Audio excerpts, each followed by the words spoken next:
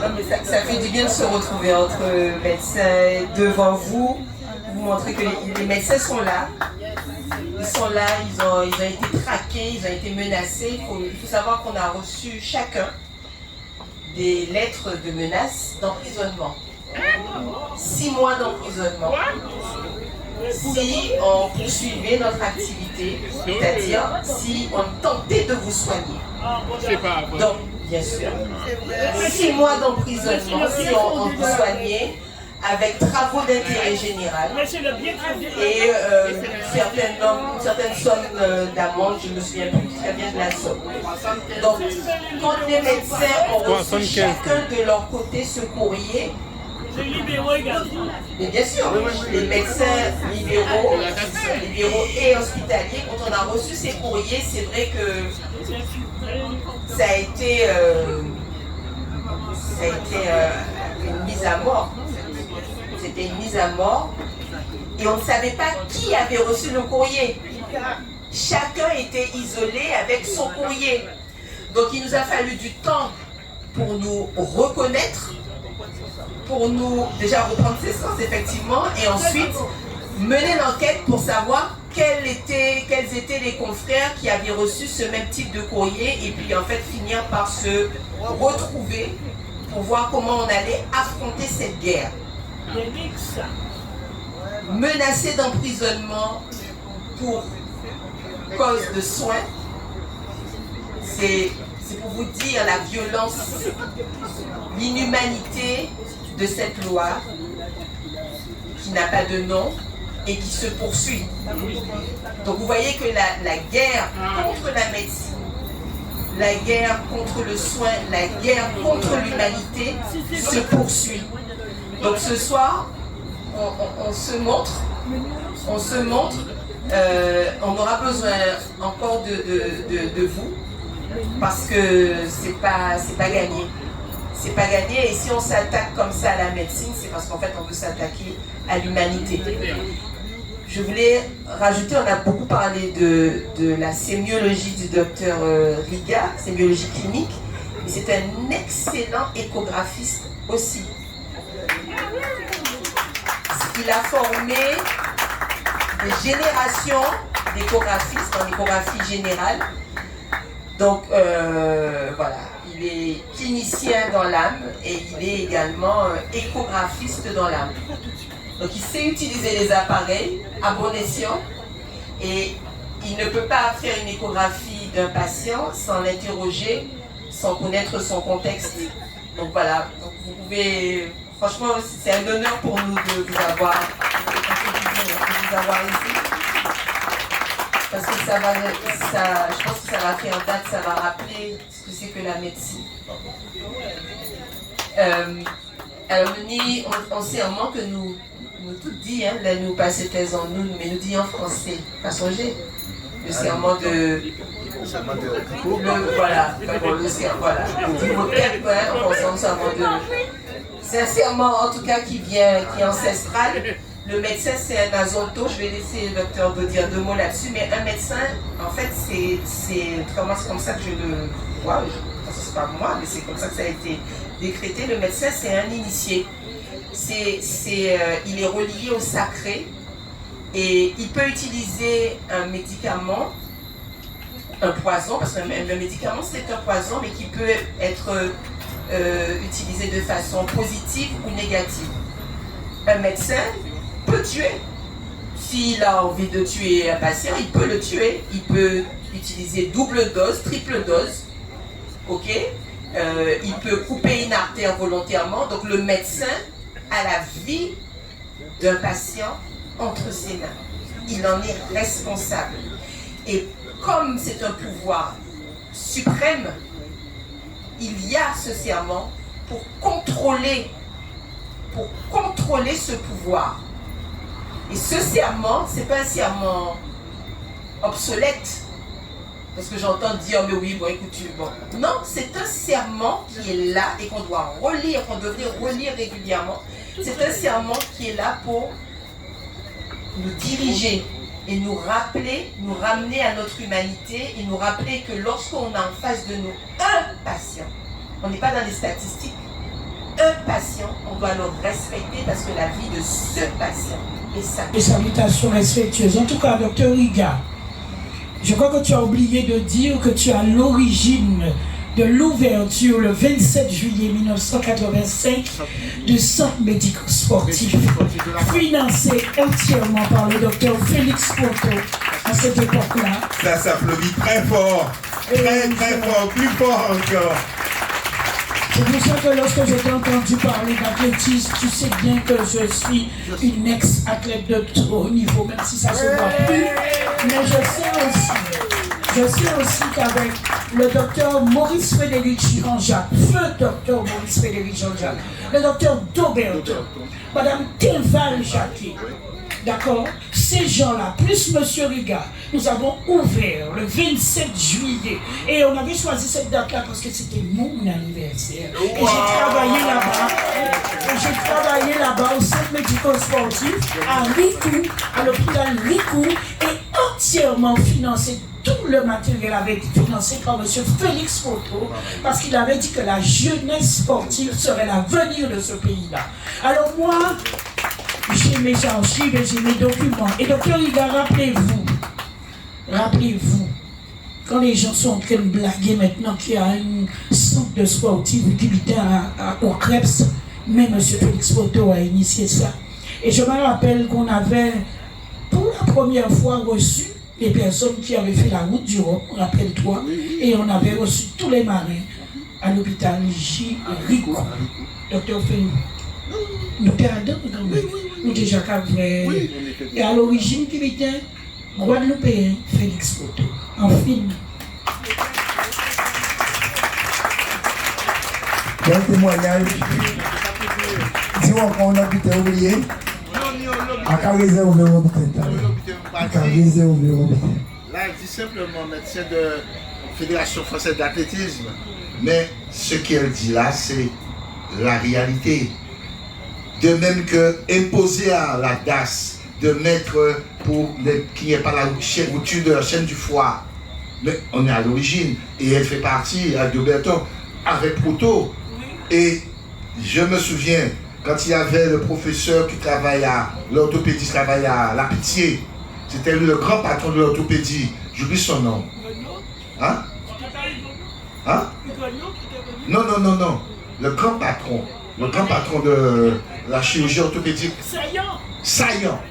Quand Saillant est venu, on l'a invité, il est venu. Je lui ai dit, professeur, je repars avec vous. Je dis, moi, quand tu veux. Il me gardait moi au mois bureau, service à pour apprendre la chirurgie, la médecine sportive. Pas pour moi pratiquer chirurgien, mais connaître toute la pathologie pour orienter parce qu'on avait monté ce centre médico-sportif avec Dr Poto. Ça, il dit, moi, sans problème, il va en boire, il va en manger, il va en dormir, il met les mains sur les physiologistes, et là, retourné, on a mis toute une application au centre médico-sportif, elle était une des premières secrétaires. Il est bon mémoire.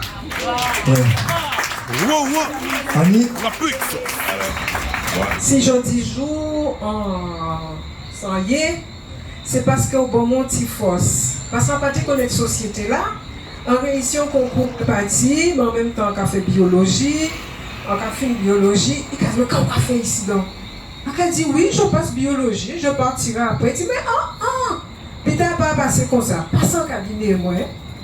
Il fait ça, il était à faire.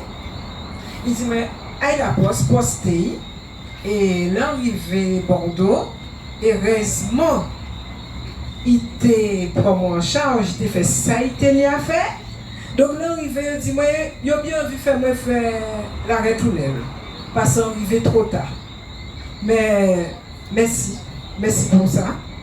Et on a dit docteur, merci pour tout ça il fait pour la famille en moi. Vin et grand frère moi, on a dit merci au nom de la famille, on a dit merci aussi pour tout le monde Guadeloupe qui est soigné parce qu'à partir qui mon dans grand terrain parce que moi rendez-vous c'était le mardi à 22h. À 22h c'est là qu'il y a tout petit monde moi, c'est là qui recevoir moi. Donc merci en tout cas contre monde Sainte-Rose, monde tout partout, il y a venir voir docteur. Eh bien, les gens savent que la pour santé, parce que c'est le monde la pour santé. Peut-être qu'ils ne pas connaître moins, en sont résistantes. On dit, on ne peut pas laisser ça passer comme ça. En tant que monde les manque, mon non grande terre, on vient saluer docteur Riga. Et on va dire merci au pile pour tout ça on fait pour le pays là.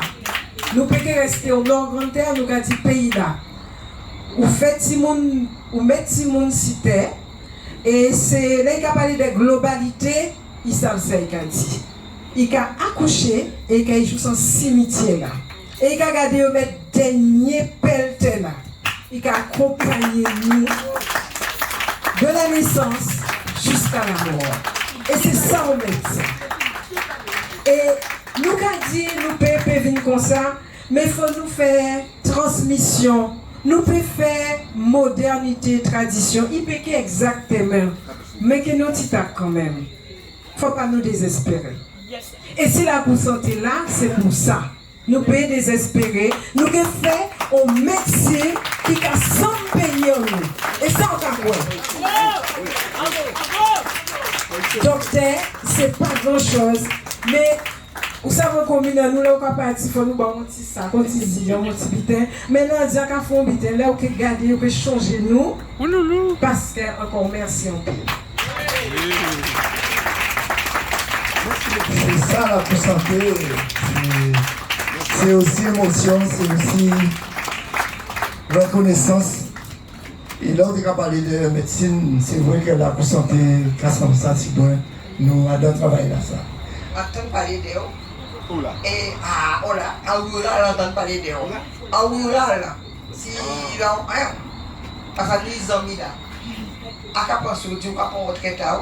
Oui, vous mettez moi. Vous mettez en retraite, mon devoir pour nous, mon devoir pour faire nous, on devoir d'écriture. Parce que tout ça on raconte nous là, tout ça on fait là, on ne peut pas mettre ça sur papier. Non, pas dit tout, hein. Mais justement, on peut prendre temps. Roger rappelez moi certains bitins, si Doudou rappelez moi certains bitins, Tala rappelez moi pas dit tout, hein. On peut pas dire tout dans ce cas. Eh bien, dans ce cas-là, tous ces gens-là qui travaillent avec là, ils sont ensemble, ils ont écrit un livre. Et on a rêvé des livres là, ça. Bon, on va prendre ça, on va fouiller, on va chémer.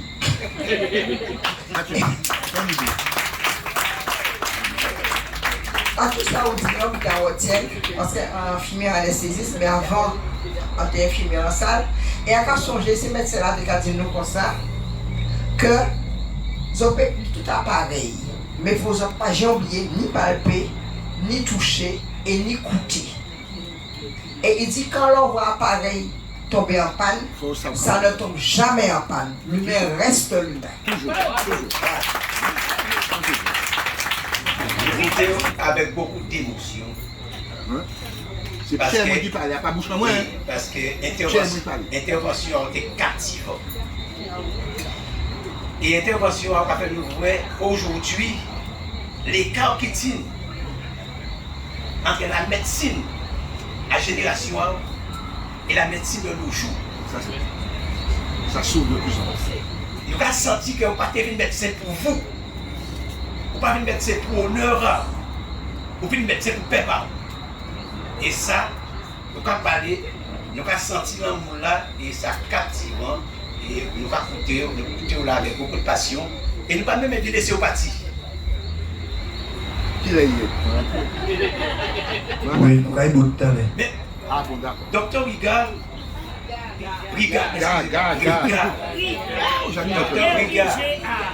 la question qu'a posée moi, depuis des années maintenant, la médecine n'est plus considérée à ce niveau-là, au niveau humain. Mais la médecine est considérée de plus en plus au niveau économique. La rentabilité. Il faut faire de l'économie et il faut faire de la rentabilité. Donc réduire au maximum le personnel et faire le maximum de profit. Dans cette équation, où peut-on avoir de l'humanité dans la pratique de la médecine quand il s'agit aujourd'hui de faire la médecine qu'au niveau économique. Réduire le personnel. Investir le moins possible pour engendrer le plus de profit possible. C'est dans cette réalité que nous sommes aujourd'hui. Et la médecine aujourd'hui subit un fléau à cause de cette attitude. Maintenant, le système sanitaire est en déroute, est en crise. Et quand la santé est en crise, le peuple est en danger. Où allons-nous dans cette décadence sanitaire? Jusqu'où ça va aller? Où est l'humanité qui s'impose dans ce milieu-là? Et la question se pose aujourd'hui. Faut-il continuer à considérer la médecine en tant que telle comme une entreprise qui doit absolument engendrer des profits et avoir le monde de dépenses? Où est-ce que la médecine va venir? Va redevenir ce qu'elle était auparavant? Impossible. Humaniste, humain. Pratiquer de l'amour et apporter ce qu'il faut apporter pour soigner le peuple, afin que le peuple soit en bonne santé et que le peuple soit productif et que la génération à venir, de génération en génération, nous soyons confortablement soignés pour pouvoir constituer une nation forte. La question se pose aujourd'hui. Faut-il continuer ainsi ou faut-il reconsidérer tout le système? Voilà ce que je voulais dire. Et merci, docteur. Merci. Il me fait penser à quelque chose en parlant de est-ce que la médecine redeviendra comme de mon temps, parce qu'on avait une formation dans ce sens-là. Et je dis au début, je suis de Montpellier, tous ceux qui sont de ma génération de Montpellier, c'était ça la base. Quand vous retournez chez vous, vous devez savoir faire un accouchement, faire une appendicite, s'occuper des bébés, voir les maladies infectieuses, s'occuper de la lèpre, même si vous êtes spécialiste, vous êtes cardiologue, ceci, cela, parce qu'on est avant tout médecin. Donc, c'était ça la formation de base. Mais pour 8 ans à peu près, un jeune, et moi, ça l'intéresse. Parce qu'il y a 8 ans, on prend premier parti à la retraite. On dit, oh, ça t'intéresse, ok. Tu viens passer une journée avec moi. Pour voir comment ça fonctionne. Tu es en milieu rural. Oui. Nous commençons à 7 h du matin. À 10 h, nous disons, bon, nous allons becter. Et nous dit, mais avant nous becter, nous avons 3 visites à faire en campagne. Et il profitait parce que c'était tes aides qu'il a fait sur les hépatites dues à frère Sonnette. Il a été malade dans ça. On dit, on montre les malades, on a tout petit réaillot, puis j'ai eu trappé frère Sonnette, il a été planté, qui grand-mère, qui barrière. On dit qu'on a tout des A à Z pour faire tes arbres. Donc, on a versé avant, parce que ça va être tes arbres. Ensuite, nous avons becté à case. Et nous avons revenir après becté pour nous finir pour c'était une telle soir. L'après-midi, on va voir, on va peu manger.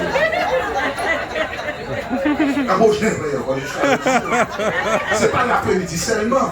Jusqu'à jeudi jour, on va voir. Même thèse, là, parce que c'est passé qui j'ai fait. Mais l'après-midi, on va voir. Parce que pour le rythme là, il peut subir le rythme là. Comme il est déjà dans le système actuel, le rythme là, il ne peut pas subir. Venez le matin, parce que pour venir à 7 h, il faut que j'arrive à 5 h. D'accord? Des fois, avant de venir à 7 h, ni 3 ou 4 jours qu'on est casé, il faut être avant ouvert. Parce que quand vous passez vraiment avant ouvert.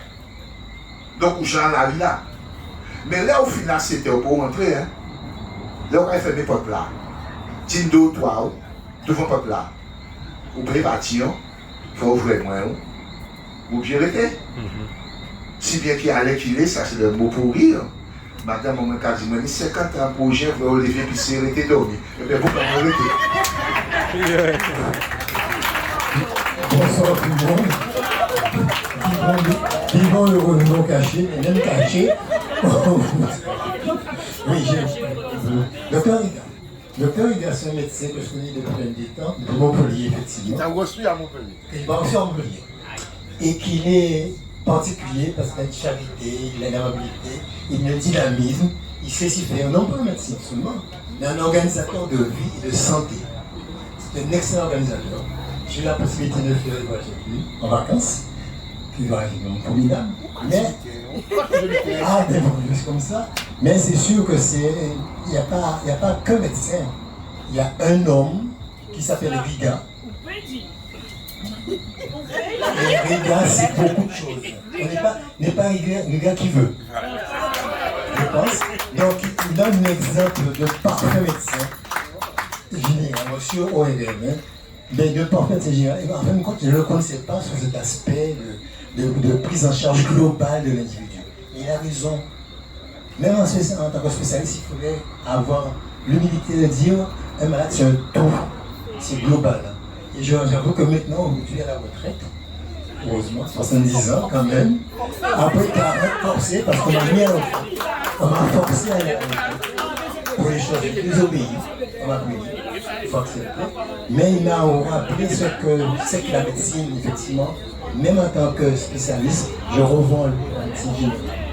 Bravo, Riga. Bravo, plus que ça. Docteur Riga, on met à la médecine, on met à l'humanité. Et avant, on parlait de l'expérience familiale éveil, de l'outil éveil. Déjà beaucoup ont été plusieurs fois pour parler médecine. Il n'a jamais pleuré quand je là, mais à chaque fois qu'il a parlé de médecine, en fait, ça a été en émotion.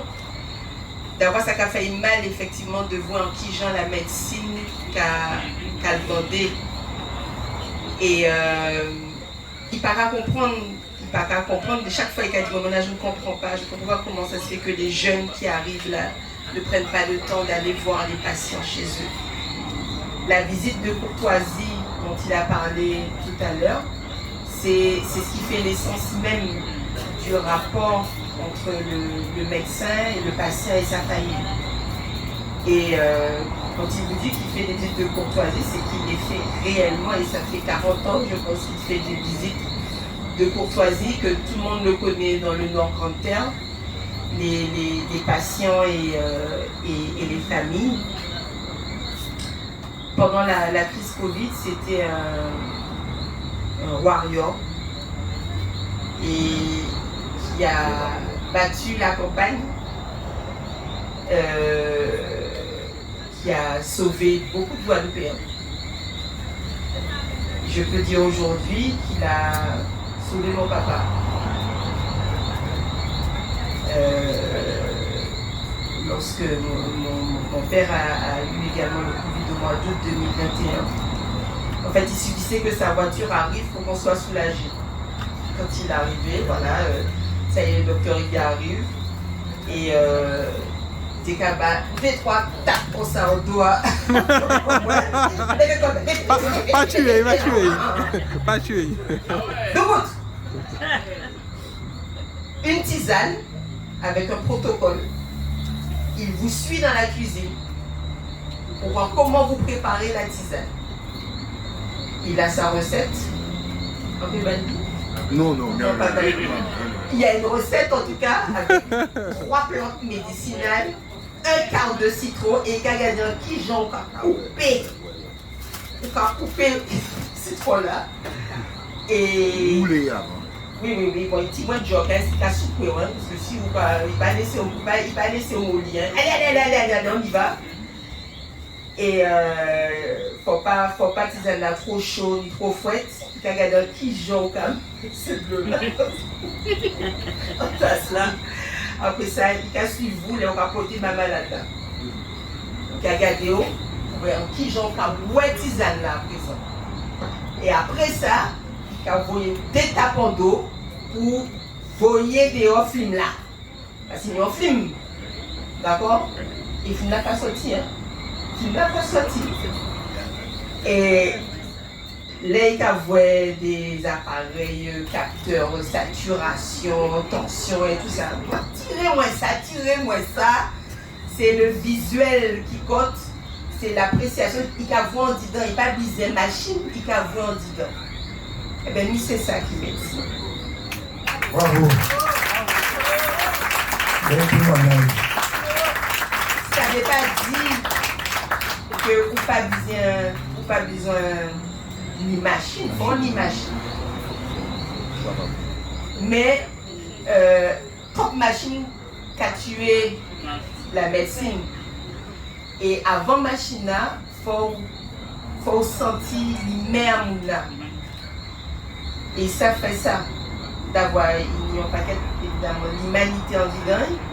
Ils savent garder, observer famille là, ils savent observer malade là. Et ils savent vraiment les gens pour souper. Pour souper. Souper quoi? Ah oui, souper famille là, pour ne pas laisser y aller.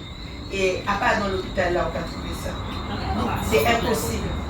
Parce que Fornimi, c'est ça qui la médecine personnalisée, parce qu'en fonction à mon là, ils savent qui gens vous comporter. Donc, j'ai dit merci, mais je ne peux pas vous dire merci encore. Vous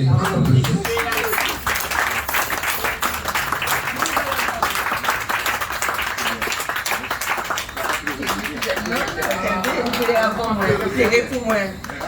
Mais en fier de Guinea Wissidon,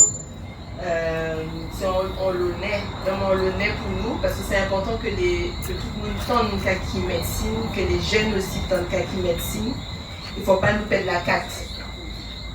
C'est normal que nous exigeons les nous senti en putain, les nous ont mal. C'est normal que nous cherchions, là où votre docteur là, on chercher un réconfort. Les docteurs la Kavin à Kazao, c'est un réconfort d'abord qu'ils chercher. Et rien qu'ils n'ont, c'est déjà, on va dire, 50% de la guérison. Parce que les gens savent en qui gens ont investi dans le soin. Alors, pas inquiéter, ouais, parce que ni quand même quelqu'un qui est fait comme vous. Foni? Kenny.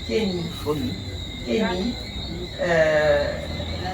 Et nous sommes toujours là, nous sommes toujours été ensemble et nous avons montré toujours en qui gens nous dignes et fiers de nous prendre soin des malades. Merci.